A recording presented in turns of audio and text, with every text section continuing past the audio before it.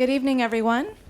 Welcome to all of you here tonight in the audience, as well as for those who are joining us via live stream. And an especially warm welcome to our speakers, Kearney Prasad and Erik Peterson, who I'll introduce in just a moment. My name is Marina Augustides. I'm an Associate Director with the Center for Global Business here at Maryland Smith, and I have the pleasure of introducing the event tonight, which is the first installment of the Center for Global Business Distinguished Speaker Series in International Business for the spring semester. We at the Center for Global Business like to call this DSS, so I'll refer to that as I introduce the event. This is a monthly series intended to address the latest trends in international business, and we like to bring content to our students that they would otherwise not get in the classroom, or they complement their material in the classroom. DSS is an international business is supported by the Center for International Business Education and Research, which is a Title VI grant provided by the U.S. Department of Education. The Center for Global Business is one of 15 schools across the country to have this grant, which aims to foster international understanding and promote the ability for U.S. businesses to compete globally. Our event tonight is an annual part of DSS, where we look at the current and future outlook of the global business environment with Erik Peterson of A.T. Kearney, or Kearney, as I think they're now calling it. Correct, that's right. Which is a global management consulting firm. Tonight, we'll look at one of A.T. Kearney's most current research reports, the Year Ahead Predictions Report of 2020. This report is available on their website for those of you who are interested in reading further about 10 significant trends and events taking shape in 2020 that companies should be preparing for. Before I introduce our guest speaker, I'd like to mention a few housekeeping topics. There will be time at the end for Q&A at the end of the hour. At the time, we encourage you all to ask questions. If you would approach either microphone on either sides of the room to ask your question, we just ask that you introduce yourself and your UMD affiliation. For those of you joining us live stream, your questions can be tweeted at Smith Global Biz, or emailing Santiago Luna at sluna@rhsmith.umd.edu. I believe that information is also at the bottom of your screen. And please introduce yourself if possible as well. Now to introduce our speakers this evening, Erik Peterson is a partner and managing director at Kearney's Global Business Policy Council, a strategic advisory service designed for the world's top CEOs and thought leaders in both business and government. Under his leadership, the council has been recognized as one of the top private sector think tanks in the world. He also serves as senior advisor at the Center for Strategic and International Studies here in DC. And most importantly, we like to say, he's also a member of the board at the Center for Global Business. Tonight, Erik will be joined by the academic director of the Center for Global Business and research professor of DOIT here at Maryland Smith. Please join me in welcoming Erik Peterson and Kearney Prasad. Thank you. So thank you, everyone, and welcome. My job here is going to be mainly as an interviewer. So several of you might have seen the report. So we'll try and go through all of them one by one, and then I'll open it up for questions. But before we get started, I thought I would mention Marina's given a wonderful introduction to Erik, but I want to thank him for coming here for this annual event, which I've gotten to enjoy a lot. There's no one better to break down what is happening around the world than Erik. He's a much sought-after thinker who's spoken in maybe 50 countries, before the World Economic Forum, TED Talks. So really, we're grateful to him for taking the time out to come to the Smith School and talk to all of us. So thank you so much for that. Thank you. And these are complex, volatile, difficult times, and globally, and the speed with which this coronavirus has now spread around the world also reminds us that globalization has had unintended consequences. And it'll tie in with some of the themes. But before we start talking about this report, I want to know how you did last year with last year's predictions. And so if you'll remind us very quickly what those predictions were and how you fared with that. Last year we had 10 predictions. I won't run through them all. But we did reasonably well. In fact, we were only off, I think, somewhat on 3 of the 10. And we gave ourselves a C grade on those 3. But we had a number of the others right. This is a copy of the year ahead predictions that we will be talking about tonight. And in the back, here is the report card that we give ourselves in terms of how well we did last year. And Kislaya has kindly allowed me to tee this up so it doesn't sound quite as bad as our own projections would suggest. We did a couple very easy ones. For example, we did anticipate that the then taking off trade conflict between Washington and Beijing would intensify over the course of the year. That is absolutely right. I think exactly, that was a big one. We talked about the global trash crisis and how it would spur innovation in a number of areas, and it did. We called that one. Shipping industry will crash into new sulfur regulations. For those of you who track that, it's absolutely true. The one at a geopolitical, we were just talking about this in class here, in geopolitics, that we would see a closer relationship between Russia and China certainly came to pass. This is what we call the Xi-Putin bromance, but that we managed to call, and a number of others. But let me, in a spirit of modesty here, tell you about the ones that we didn't call very well.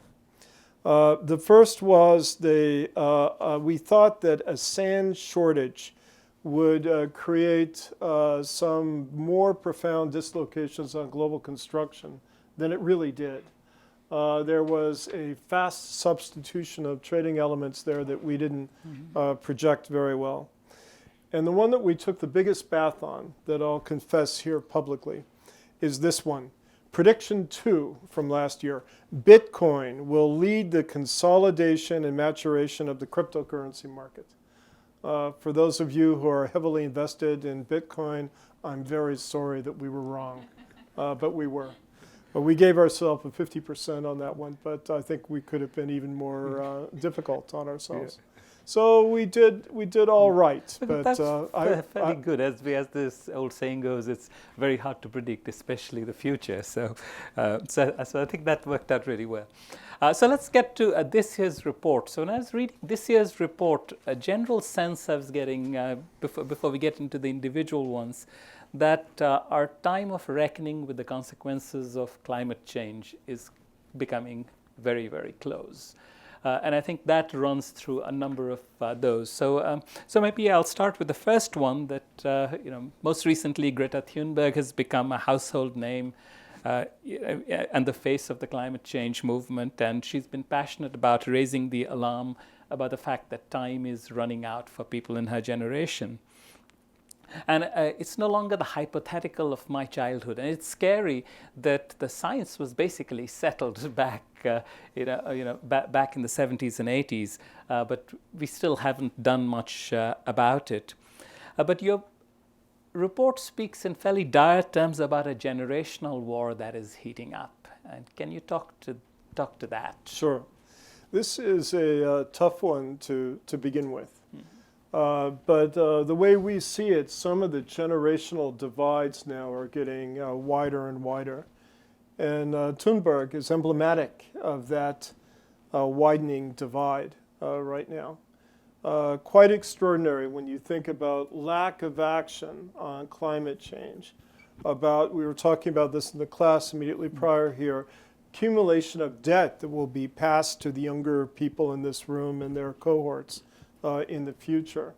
There are significant divergences in terms of interests, capabilities, attitudes that seem now to be getting all the more profound. Now, why we called that this year in 2019 for 2020 is that we're reaching a number of critical inflection points, demographic inflection points. Fact of the matter is that Zs are now outnumbering millennials across the world. And we're also beginning to see, and this was another one of the symptoms that we thought was really quite significant, we're beginning to see a number of young people in the streets in various capitals across the world. Think Chile, think Lebanon, think a number of other countries where we can show that there seems to be a significant divide. Add to that, differences that we can document empirically that are beginning to show up in the major indices that exist with respect to trust in institutions, in governments, in private sector, civil society, and a range of other organizations that are critical to all of our lives in one way or another. Well, what the data are showing now is that there has been a sudden decompression of trust, that people are saying, wait a minute, we're not going to buy on. And on top of that, they're looking for alternative venues for going forward. And the attitudinal differences between generational cohorts seems to be getting quite profound. I'll speak to India, where recently the government there came up with sort of populist proposals, which would have treated people who sought to migrate to India on the basis of persecution, made a distinction between Muslims and non-Muslims, and they made the argument that these are people, the countries that they're including are Muslim countries, and that led to students mobilizing on the streets. And there what you're seeing is, for the first time, they're there for defending the Constitution and the secular nature of the state. But it's mostly been college kids who are out on the streets. So again, when you speak of the generational divide, maybe there's an optimistic side to it, that values are being defended in a way by this generation. That's right. That we're at risk right now. Yeah. I have a dear friend, a former colleague who's no longer with my firm, who's in Iowa right now doing the caucuses. Can you imagine? And he likes Biden. He worked for Biden as his chief of staff years and years ago, and he's representing Joe Biden. And he says it's I talked to him today. He says unbelievable how the older cohorts are kind of going with the more conservative option, at least in the Iowa context. Of course, that is not representative of the overall party in the U.S. or anything else, but still in the Iowa context, and how this age is a Bernie nation, Bernie brothers and sisters, that are working. And he's saying that many of the younger people are in fact disruptive in the context of this caucus. So I think we're beginning to see this collision of attitudes, but I think you're right. I think it's something to be very positive about, and that especially younger people now seem perhaps to be more values-driven than their parents and grandparents. Yeah. So we'll move on. Carrying on with the climate theme, you say that cities will accelerate attempts to meet the climate challenge. And again, I'll ask you to elaborate on that. So. With pleasure. In the face of this polarization that we're seeing, not only in the U.S. but elsewhere, it's getting more and more difficult at the national level, let alone the provincial or state level or whatever kind of intermediate level, to make things happen. And what we're finding, looking at countries across the world, India is a great example of this with the great cities that it has. But the upshot is that a lot of the action now is happening at city level. That's where the rubber hits the road. And what we're also seeing is that cities are responsible for dealing with a number of significant opportunities and challenges that go with climate change. They're big emitters, and they know it. So the challenge exists that what can they do to create higher efficiencies and less by way, how do they begin to think about negative emission technologies or practices that might be helpful in that regard.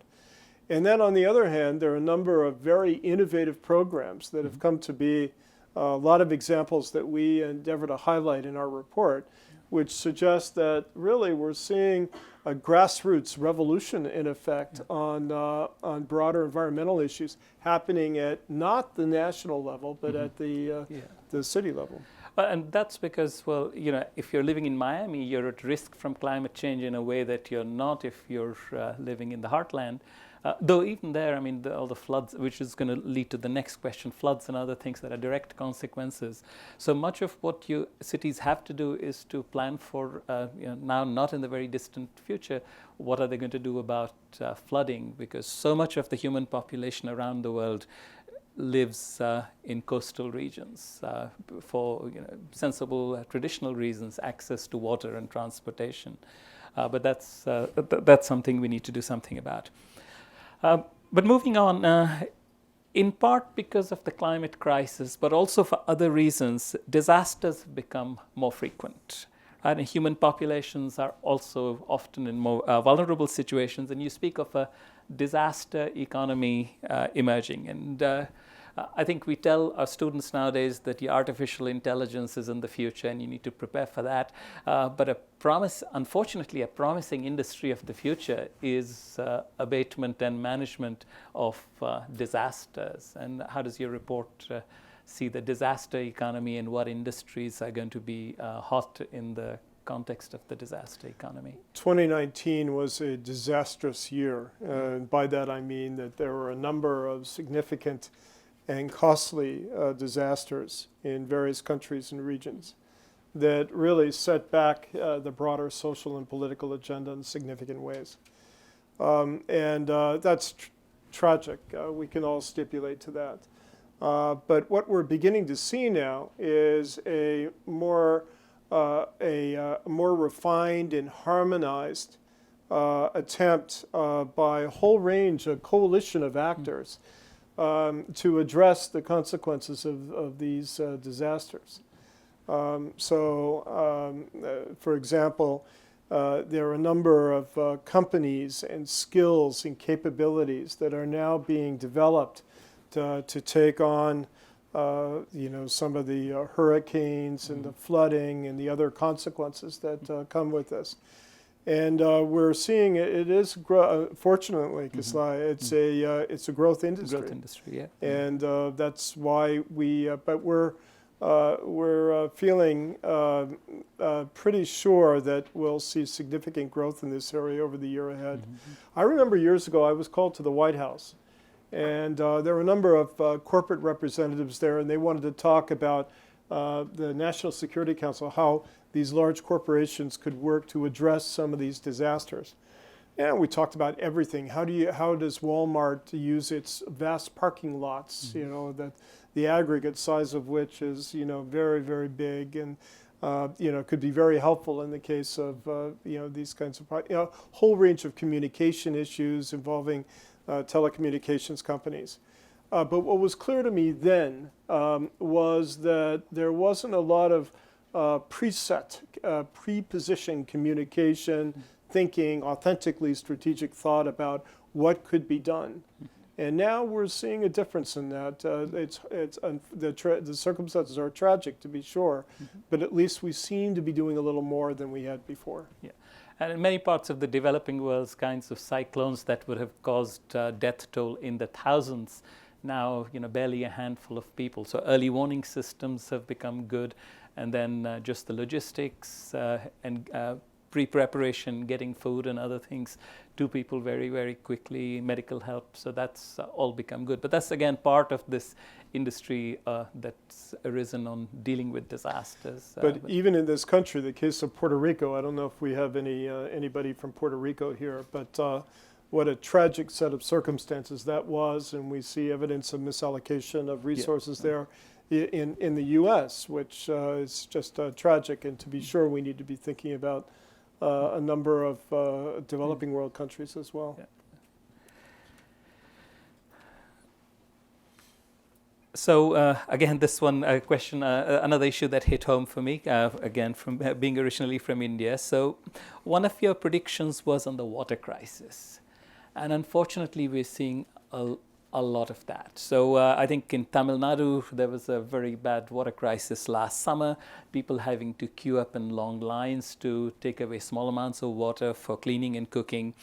And that's, to me, always a dangerous situation because you run out of water, you have very angry people, you could have riots. And you find many countries have these disputes about water sharing rights from rivers.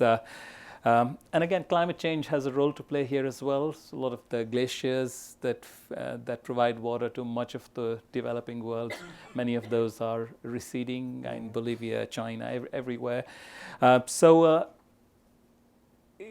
The prospect of the world running out of water or water scarcity scares me. So how do you predict that's going to play out? Yeah. Imagine. Here we are on a planet with water everywhere. The problem is that most of it is salt water. And what we are seeing now are rivers drying up. We're seeing serious erosion problems as a result of water dislocations. We are seeing depletion of aquifers across the board, a range of water dislocations. Imagine for a minute if you could erase the water chalkboard right now by industry, by private use, and say, wait a minute, we need to reallocate this based on market prices. How do you think our practices would change with respect to water? And the answer is nobody knows. But the answer is also it would change a whole lot. From agricultural practices where we're trying to address things, efficiency issues with drip irrigation and GPS and satellite irrigation, a range of other factors, to the use of nanotechnologies in desal facilities across the world. There are a number of kind of core issues that seem to be coming together right now.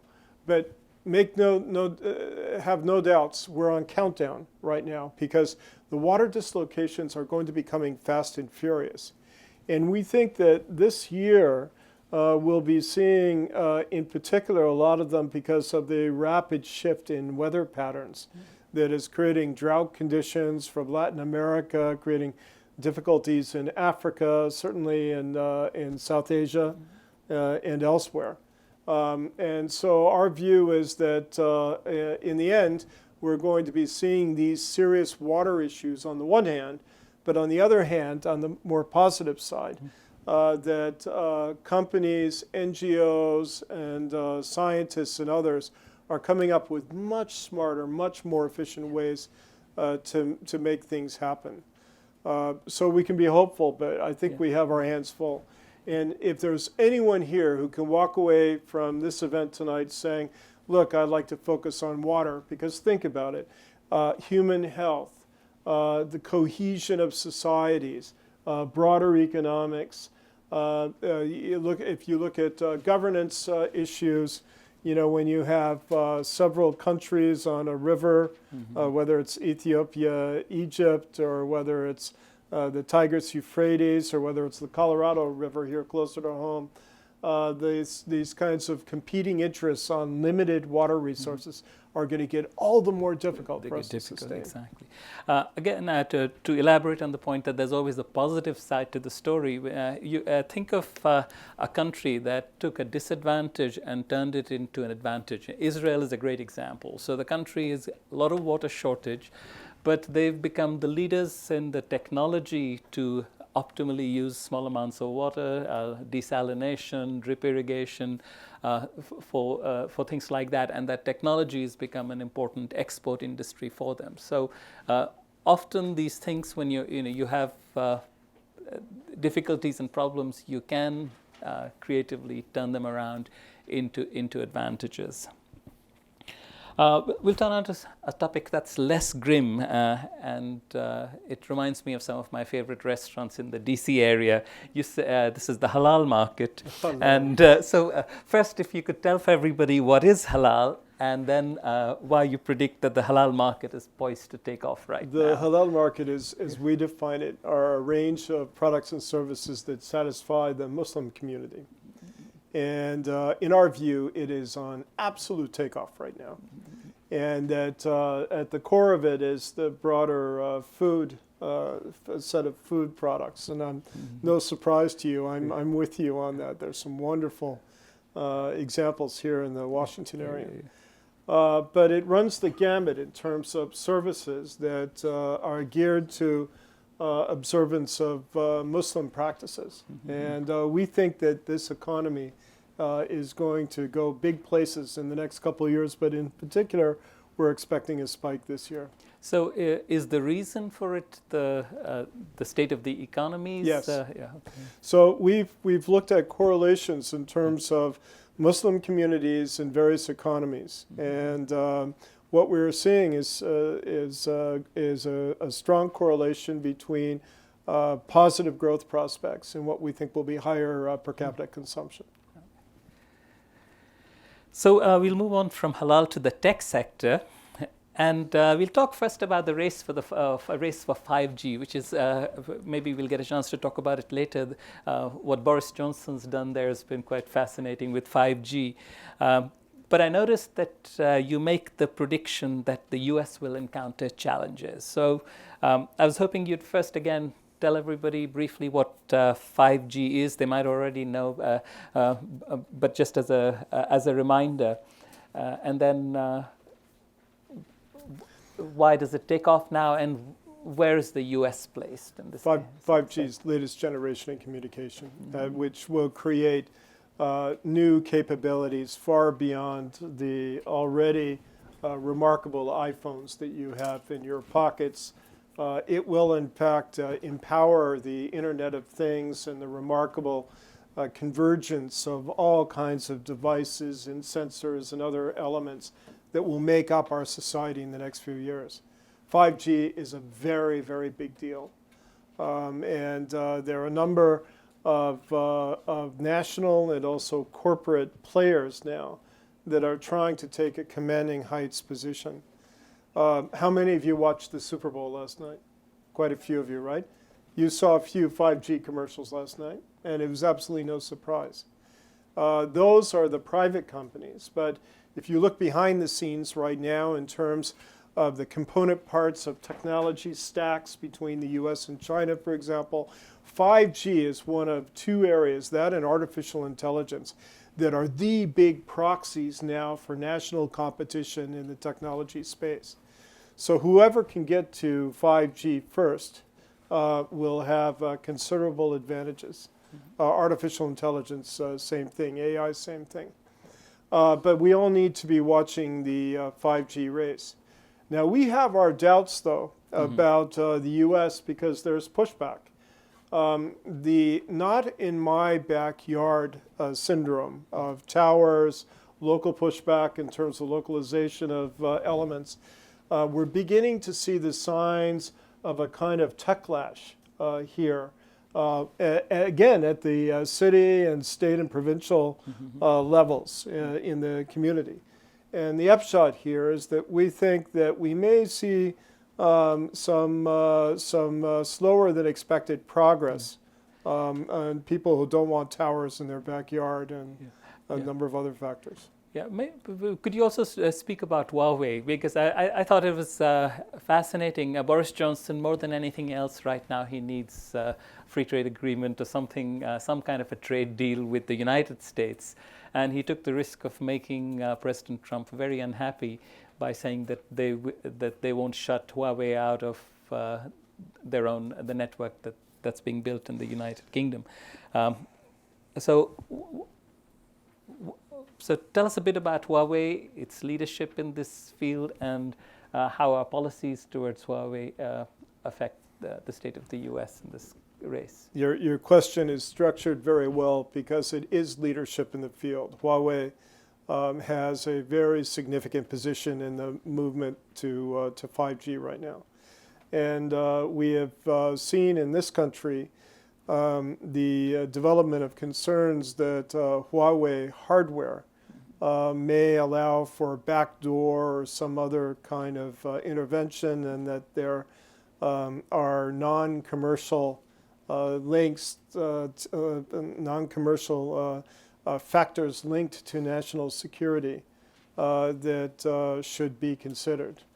So on national security grounds, among others, this country has tried to, in policy and practice, has tried to limit Huawei.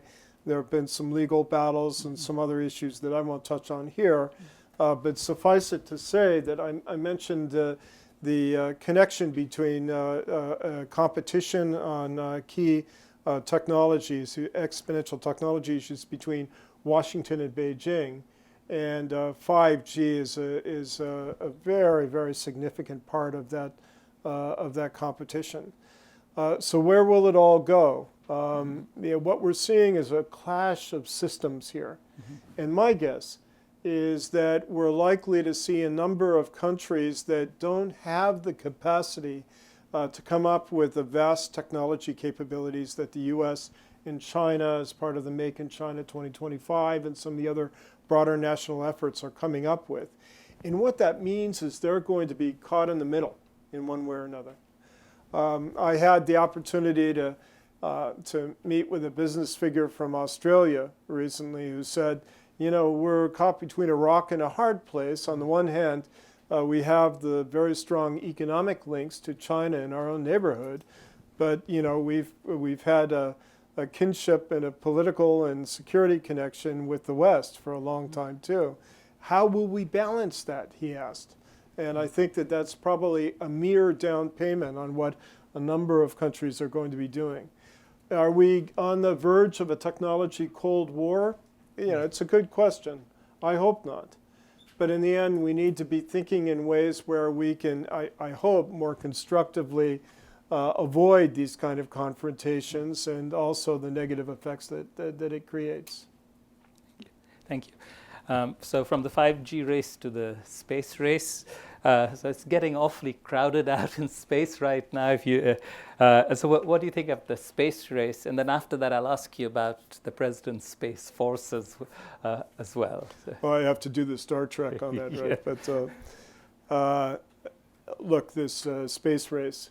1967 was the year when the UN decided to put an agreement together on the demilitarization of space. And that was after the early phases of the space race. Mm-hmm. We all remember Sputnik in, what was 57, I believe. Mm-hmm. And then the very intense U.S. program after that.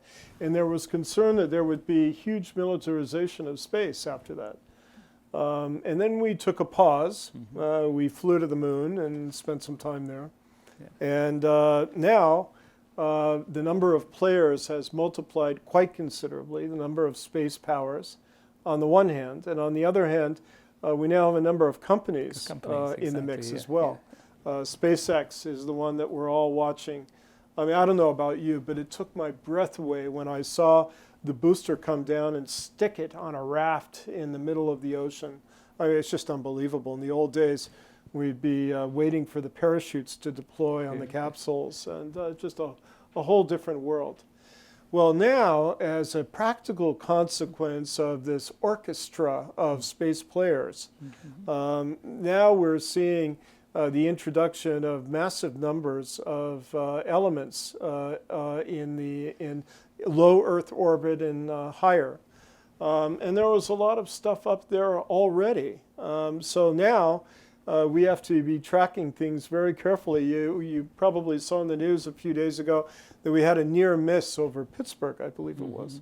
But the bottom line here is we have a lot of active and inactive objects encircling the planet in ways that are devastatingly difficult to control. Right. Yes, it's like really the trash problem that you were talking about last year. Exactly. Now that's extended out into space. Let me tell you a story. Yeah. Okay. This is long before SpaceX ever came to be.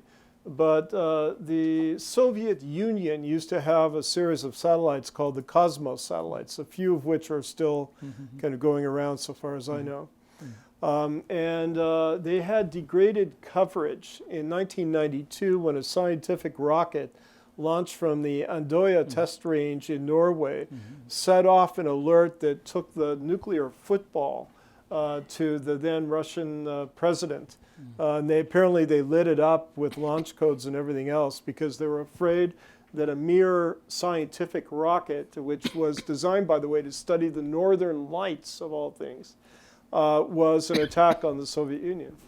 And now that degraded capability is still kind of going around us, and it kind of represents the generations of use of space over the years. And now, of course, all of the new SpaceX mini satellites that are going up make things all the more complicated in the future. Exactly. And then I'll ask one more question, and then we'll turn it over to the audience, which is on data privacy. So data privacy is something which we all claim to value a lot, but then we trade it away for the most minor conveniences. And I want to ask you how you see the evolution of the global data privacy rules. Where are we headed with respect to that in the coming year and beyond? Well, the front runner in terms of establishing a regulatory and legal framework for this is Europe, of course, the EU. And the EU is now moving toward a more aggressive position with respect to use of cloud and reliance on some of the FANGs on this side and some of the BATs on the other, you know, except for the UK and Huawei, the exception that you raised. But in the end, as we look now at data privacy, we believe that there'll be a takeoff in terms of, in a number of countries, that enact legislation or adopt policies that mimic what we've seen in Europe. And, you know, I think we all realize that as more and more companies mine our lives in one way or another for details, and I don't know if any of you have kind of looked at your profiles on the internet. It's pretty frightening to know what they know or the beginning of what they know. I think there's likely to be a push in this direction, and that's why it made our list this year. So you mean outside of the EU, and I don't know where the United States will go on this, but in other countries, yes, definitely. We're behind in the US. We're behind. Yeah. Okay, there were a couple of other things, but I think at this point, just looking at the clock, I'll turn it over to you for questions, and then we'll take it from there. Yeah. So just remember the rules Marina mentioned. There are 2 microphones. Go there, identify yourselves, and pose a question to Erik.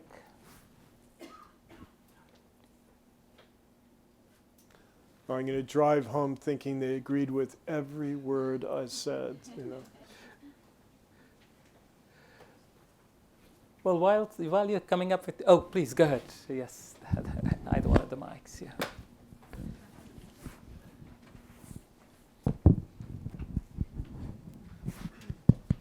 Hi. Hi.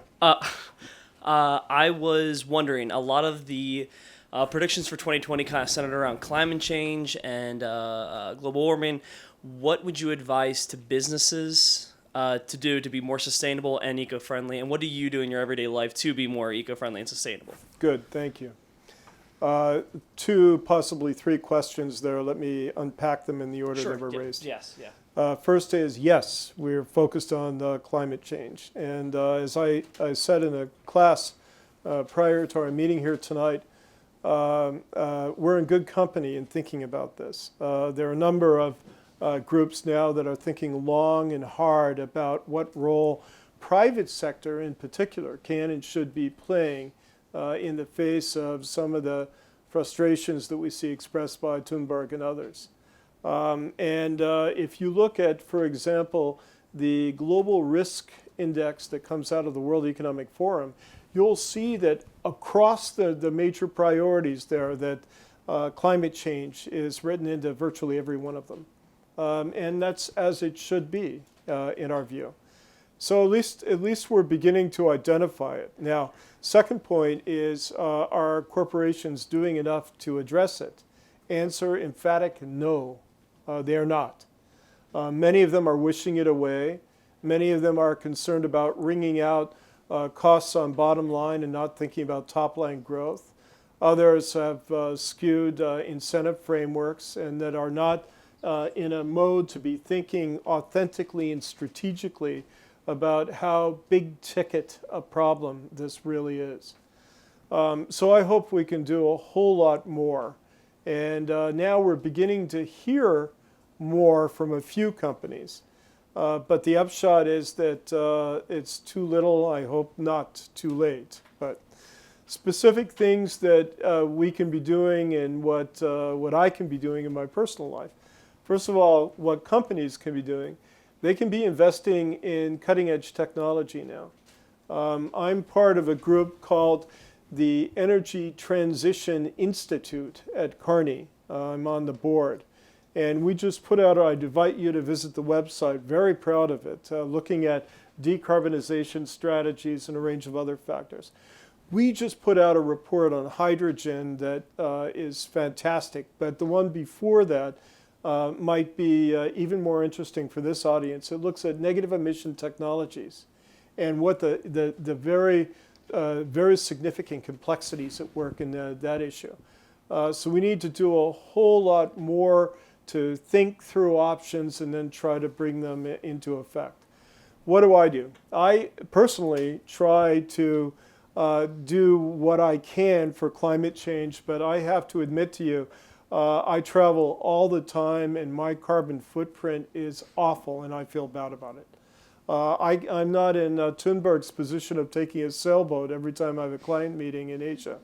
But the bottom line is that we're trying to do a lot more in terms of video conferencing now, practices at work and not involving travel. I think we've done quite a bit to wring out strategies that are emitting, but you can never do enough. And I also try to do this personally in my home. Thank you very much. Yeah, and to just add a thought to that, to the question of what do you do, I think gets also to a question of how much we can accomplish by individual action versus regulation. And I think this is a field where we need regulation. So what do? I do support groups that push for more stringent regulation because I have some sense that that's where the big difference, the big delta is going to come from. Other questions? Hi. Yes, yeah, please. I guess similar question. So a lot of my family lives in China, and they tell me about how like in the last few years, like people have been so like they give off the impression that like they're doing a lot more for climate these few years, and like sometimes we can't really tell if it's true or not. Like before, like it would just be like a trash bin in every person's house. Sorry, but now they like in their like community there'll be like 9 different bins for like different things, and it's really strange because then once the trash people come to pick it up, it all goes to the same truck, and so I guess on one aspect, like, do you think people are using climate change like in a deceptive way in business practices? And in another question, I guess not exactly related, how do we incentivize businesses to be more environmentally friendly? Because another worry or like thought that's been going through my mind is that like, do companies like refuse to do it because it would lose competitive edge, right? Especially US versus China, where like in China, a lot of people don't care. They just kind of do whatever. And so things end up being cheaper. How would we like maintain competitiveness while also being environmentally friendly here in the US? Yeah. Or perhaps you ought to reframe that question and say, can you do it? Is it possible? Because when you have very significant asymmetries between practices across countries on environment, on labor, on a range of other factors that are instrumental to business, it's pretty clear that you can get a big advantage if your economics are going in the right direction. So how do you correct for that? Well, you do it like we've tried in successive agreements in North America with NAFTA and USMAC, US CMA. You try to get adjustments. I have to tell this audience that I'm glad that we didn't make a prediction about USCMA in our forecast, our year-ahead prediction last year, because I would have thought it impossible, especially on the far right, the tariff group on the one hand, and the environment and labor group on the left on the other. I thought it was politics by ever wider standard deviation, and the capacity for movement in the trade realm was difficult. And I have to tell you that I was very, very pleasantly surprised by the cohesion that we saw in that, despite all the other polarization that exists. But you highlight a big problem. There are very different practices with respect to a whole range of environment and human health and other issues across societies, and we need to find ways as best we can to correct for them. The first question that you asked, are companies the real deal, or are they looking to manipulate? And the answer is probably yes and yes. There are a number of companies that I've come to know pretty well and admire. For example, there's a speaker who was at a meeting of ours last year. I can say this because it's a matter of public record, from Ørsted. Have any of you heard of Ørsted? Ørsted is a Danish company that used to be gas and oil and has converted now to wind power altogether, and is now as I understand it, the largest non-sea wind power firm on the planet right now. And it took remarkable leadership for them to say, look, we're going to move away from oil and gas and into wind, and then to develop, then to make it happen, then to develop a commanding position. And then, unfortunately, there are a number of other examples of companies that haven't shown nearly that kind of courage and determination. Thank you. To add on the positive side, again, the governments of countries like India and China are under pressure from local populations in a way that they were not in the past. So our old thinking was that worrying about the environment is a rich country's problem, and we have this bigger problem of global poverty that we're dealing with.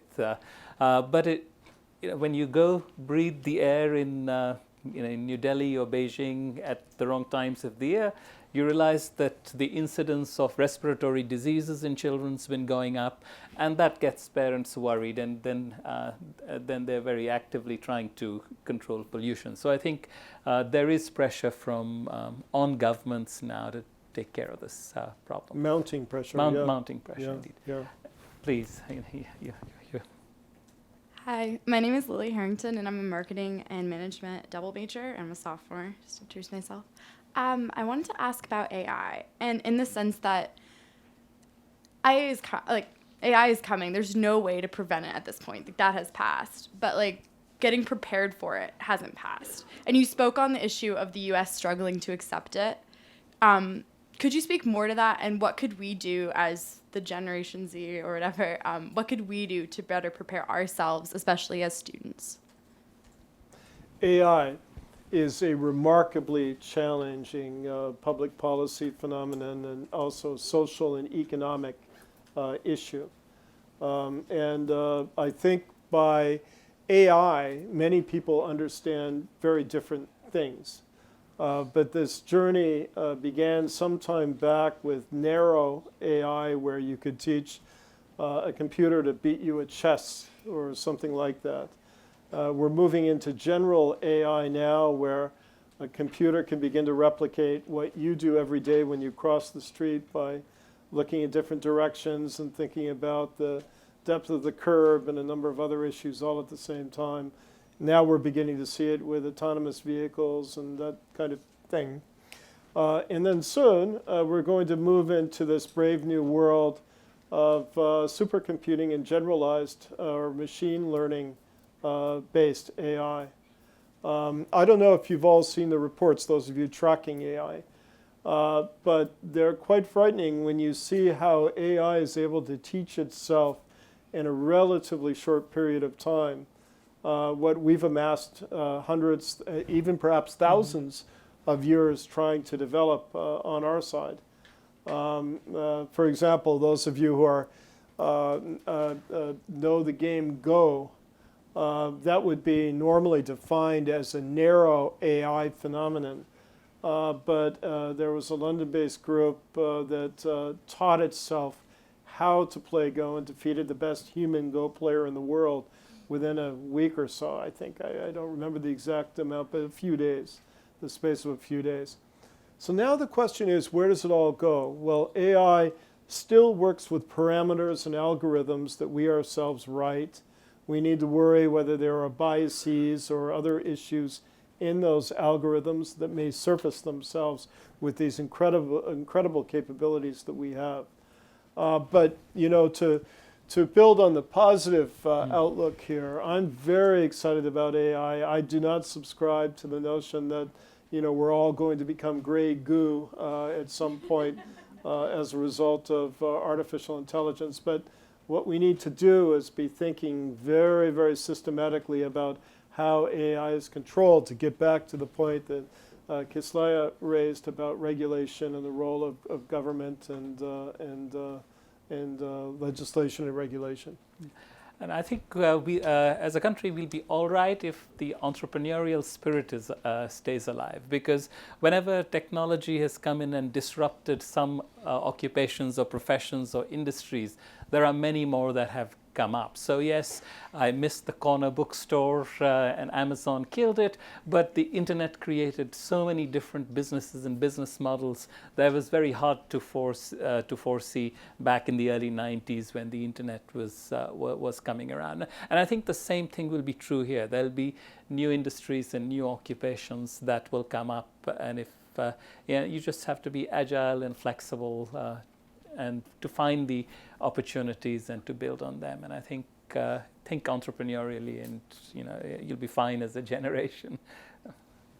Hear, hear. Thank you both. Thank you, Lily. Yes. Hi, my name is Cody Millen. I'm actually a linguistics major. I'm just taking a business course as one of my electives. One of the things that you mentioned in your report was that you forecast a possible degradation in the relations between Japan and South Korea, and that could have an effect on the technology market.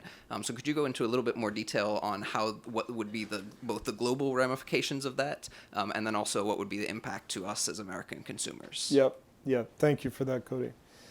Bottom line is it's already happening. We've already seen significant tensions rise between Tokyo and Seoul. And the reason for this are a number of historical and territorial and other policy issues that are now sharply focused. We talk in our report about the Korean Peninsula more generally. And we're quite worried about a revival of the kinds of serious tensions, not from either Japan or South Korea, but rather from North Korea and Pyongyang over the course of the next 11 and a half months. Here, we're most concerned about the possibility of a revival of long-range rocket tests and then nuclear. So the Christmas surprise that Kim Jong-un promised us all was declaratory in its nature. But I'm worried that we may see something in practice very soon on that. How will it affect the U.S.? It's amazing now how we're watching a number of technology companies dealing with successive waves across countries. We've seen Samsung, we've seen a number of powerhouse technology companies in Japan. We've seen it elsewhere. There's kind of a number of waves, and part of the wave has also shifted now to China, which, as I suspect you know, is investing very significantly in its technology capabilities. And my sense is that there will be competition on a bilateral basis between Japan and South Korea. It's already manifested in some buying patterns and trade issues. But it will go beyond that. The question is, how do you build an innovation strategy as part of your broader national strategy, especially with these behemoths like the U.S. and in China in the neighborhood and vying for influence? Thank you. Turn to the next question on this side. Hi, I'm Nick. I'm actually a mechanical engineering major. I'm also here for an elective. But the one thing you brought up that I keep coming back to is most of the topics that you talk about are like we see in the news very frequently, and you can tell that they're coming on the rise. But one that's interesting is you said the rise of the halal market. And I was just more curious if you could go a little bit more into why this year in particular you see like a rise in that industry, because I feel like I haven't heard of a huge increase in the Muslim population. Or No, not a at least question ever. of rise in population, no. Right. So I was just wondering, yeah. It's the per capita economics. And we're not predicting that. So in fact, my unit right now is finalizing a 3-year global economic outlook as we speak. They're working on it right now. And we've run four scenarios on this to think about this. And then we've attached to those scenarios econometric forecasting to ask where we'll be. And the span of outcomes is quite wide in 4 scenarios. 0.2% average growth, global growth over the next 3 years to 3.7%.